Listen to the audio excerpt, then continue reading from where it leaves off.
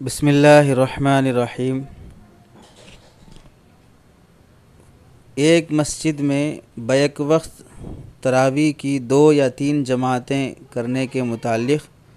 یہی حکم ہے جو فرض نماز کا حکم ہے کہ مسجد میں ایک مرتبہ فرض نماز ادا کی جانے کے بعد اسی مسجد میں دوسری جماعت کرنا بعض فقہا نے مکروہ تنزیہی لکھا ہے اور راجح قول مکروہ تحریمی کا ہے۔ اس لیے بہتر یہی ہے کہ ایک مسجد میں ایک ہی تراویح کی جماعت کی جائے، سب ایک امام کی اقتداء میں تراویح ادا کریں، اور اگر دوسری جماعت بنانے کی ضرورت پیش آئے تو مسجد کے باہری حصے میں مسجد کا کوئی ہال ہو یا کسی کا بڑا مکان گھر ہو یا فنکشن ہال ہو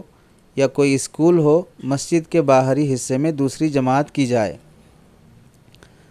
لیکن اگر کسی مجبوری کے پیش نظر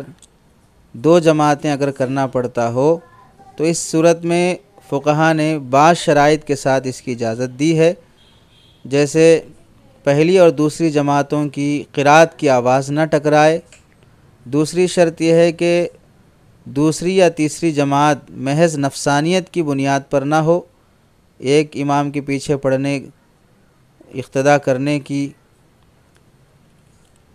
ضرورت محسوس نہ کی جاتی ہو اور اپنی ضد اور انا کی وجہ سے دوسری جماعت بنانے کی فکر کی جاتی ہو، مسلکی اور جزوی اختلاف کی وجہ سے فتنہ برپا کرنا مقصود ہو، تو پھر اس صورت میں دوسری جماعت کرنے کی اجازت نہیں رہے گی۔ باہمی مشورے کے ساتھ دیگر جو احباب 3 پارے پڑھنا سننا چاہتے ہوں یا 5 پارے پڑھنا سننا چاہتے ہوں، یا کچھ احباب ایسے ہیں جو اپنی دکان وغیرہ سے کچھ پہلے فارغ ہو کے آ کے ایک جماعت میں شامل ہو جائیں اور دوسرے تھوڑی دیر سے آ کر دوسری جماعت میں شامل ہوں، تو اس صورت میں گنجائش ہے کہ وہ احباب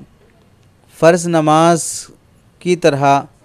جیسے دوسری جماعت اگر کہیں پر ہوتی ہو تو اسی طرح تراویح کی جماعت میں بھی شریک ہو سکتے ہیں، تراویح کی بھی دوسری جماعت بنائی جا سکتی ہے۔ جیسے حضرت عمر رضی اللہ تعالیٰ عنہ کے زمانے میں ایک امام کے پیچھے 20 رکعت تراویح پر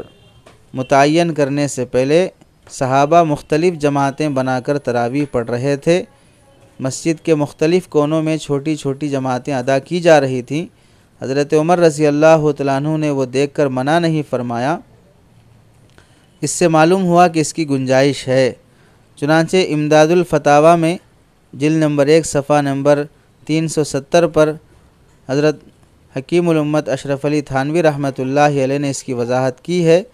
کہ باہمی اختلاف کا اندیشہ نہ ہو، فتنے کا اور ایک دوسرے کی انا کا اندیشہ نہ ہو۔ نفسانی خواہش تو ہر انسان کے دل میں ہوتی ہے، اور کون کس غرض سے دوسری جماعت کر رہا ہے اس کا علم تو حالات سے ہو جاتا ہے۔ چونکہ بڑے شہروں میں اس کا رواج ہے کہ بعض حضرات جلدی کسی